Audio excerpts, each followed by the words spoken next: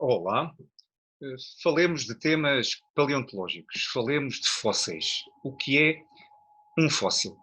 Para discutir este tema convosco, preparei uma apresentação que versa precisamente este tema. Fósseis, o que são? Quando falamos de fósseis, frequentemente vem-nos à ideia imagens como esta. Mas isto não são fósseis, isto são organismos de grupos extintos. Um fóssil é isto. É claro que todos nós temos uma noção intuitiva do que é um fóssil. Contudo, essa noção, porque é vaga e indefinida, não é útil em trabalhos paleontológicos. Da mesma maneira que o uso do nome vulgar dos animais também não é útil em estudos zoológicos. Assim, para abordarmos a questão dos fósseis, vou-vos apresentar várias imagens de fósseis para que no final consigamos construir o nosso conceito de fóssil com base naquilo que observamos nestes exemplos. Temos aqui um primeiro exemplo, um fóssil de um organismo que provavelmente já identificaram.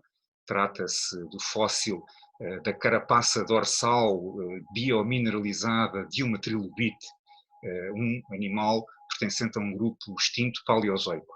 E neste caso temos o fóssil da carapaça do organismo associado ao seu contexto geológico à rocha onde ocorre.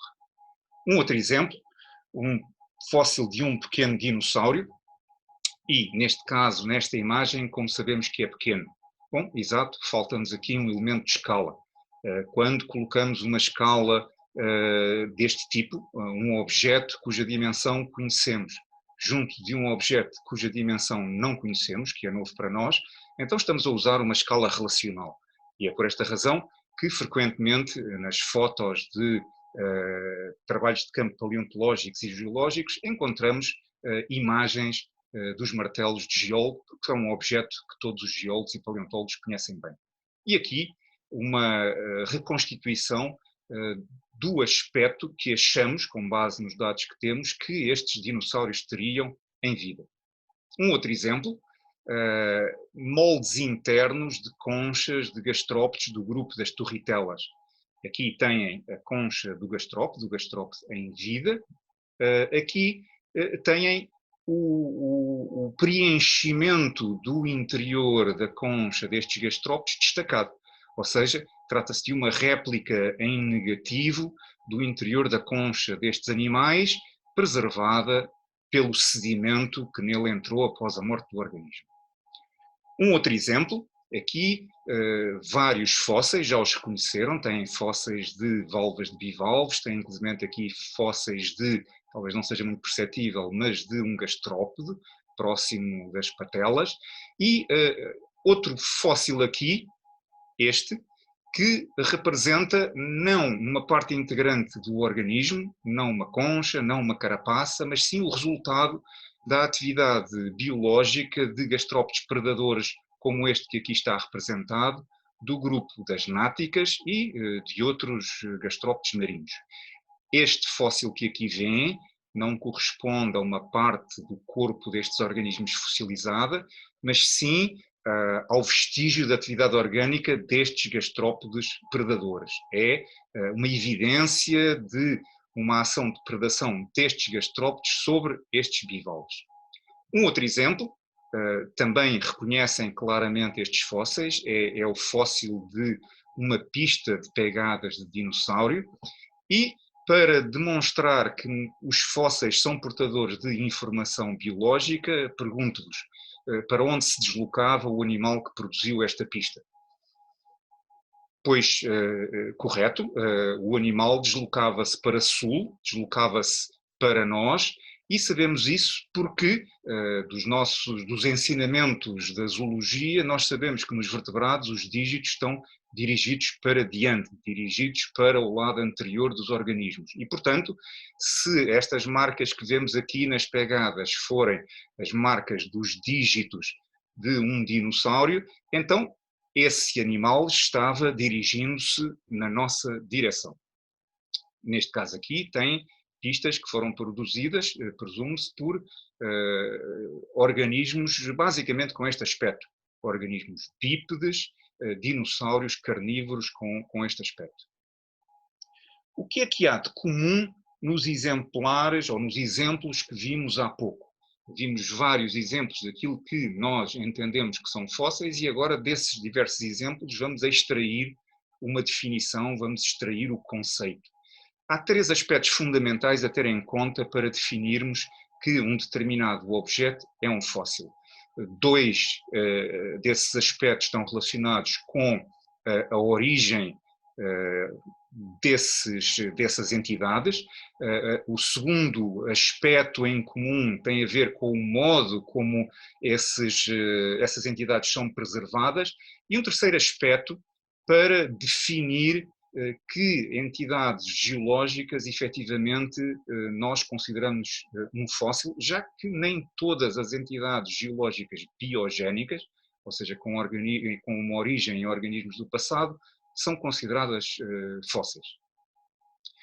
Um primeiro aspecto é os fósseis são restos ou vestígios de organismos do passado, restos ou vestígios vitais, ou seja, restos do corpo dos organismos, como no caso aqui desta folhagem de um feto paleozoico, ou vestígios vitais desses organismos.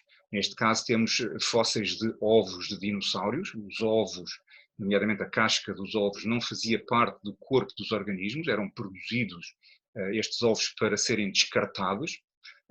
No entanto, uma vez que portam informação biológica, são considerados fósseis. Outro aspecto fundamental é que os fósseis surgem integrados em materiais geológicos. Por outras palavras, os fósseis são entidades geológicas. Apesar de terem uma origem em organismos do passado, ocorrem e são formados em contextos geológicos.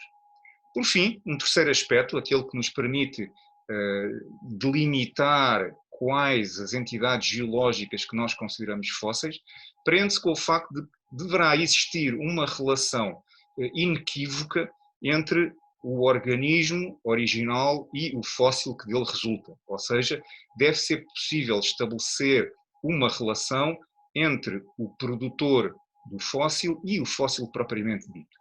É por isso que entidades geológicas biogénicas, como os carvões, aqui este exemplo, não são considerados fósseis.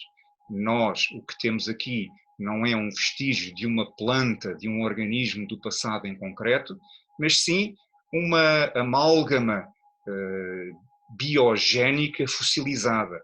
É um conjunto de vestígios indistintos de organismos do passado que fossilizaram, dando origem a este carvão. Não é considerado um fóssil. Assim, que definição utilizamos de fóssil?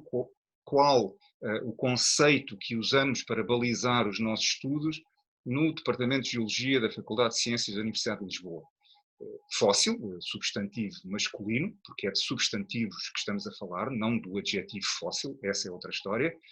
Um fóssil será, então, todo e qualquer vestígio orgânico, somático ou de atividade vital, ou seja, um vestígio do corpo do organismo ou de uma atividade biológica realizada por esse organismo, preservado em contextos geológicos, isto é, inserido em materiais geológicos, gerado em situações geológicas, e, por fim, um terceiro aspecto, que é identificável com o seu produtor. E estes 3 aspectos da definição tocam exatamente aqueles 3 aspectos que falámos há pouco. Temos aqui vários exemplos de diversas entidades. Esta que aqui está representada, claramente não é um fóssil. Porquê? Não é uma entidade geológica, não foi formada por processos geológicos, é uma representação de um organismo. Da mesma maneira que esta que aqui temos representada, sendo uma entidade geológica, trata-se de crudo de petróleo, sendo uma entidade geológica, não permite uma identificação, uma relação direta com o seu produtor. É uma amálgama fossilizada de matéria orgânica, como tal, não é, sai fora do nosso conceito de fóssil. Também estes objetos que aqui vemos, valvas isoladas de bivalves, ante-enterramento, na maré baixa de uma qualquer praia, por exemplo, também não são fósseis, porque ainda não se encontram preservados, integrados em contextos geológicos. Por fim, um último exemplo, que frequentemente surge à venda em feiras de minerais, por exemplo, e de fósseis, e que é muitas vezes confundido com um fóssil. Não é? São dendritos de manganês, são precipitações químicas de manganês que dão origem a minerais com um aspecto, um hábito dendrítico que, como o próprio nome indica, dendrítico, se assemelham à ramificação de plantas e de árvores. Não são fósseis, pois na sua origem não têm um organismo, não há processos biológicos envolvidos na formação destes materiais. Em suma, uma das conclusões básicas que podemos tirar desta nossa abordagem é que os fósseis são entidades geológicas, são produzidos por processos geológicos e encontrados em contextos geológicos, sim, mas são entidades geológicas particulares, entidades geológicas que portam informação paleobiológica identificável. É com base na identificação dos fósseis, é com base na informação que eles portam, que conseguimos reconstituir os organismos do passado, a vida do passado e a sua evolução, e também os ecossistemas do passado. Mas atenção, os fósseis não são apenas portadores de informação paleobiológica. Mas este será tema que abordaremos numa das próximas conversas sobre temas paleontológicos.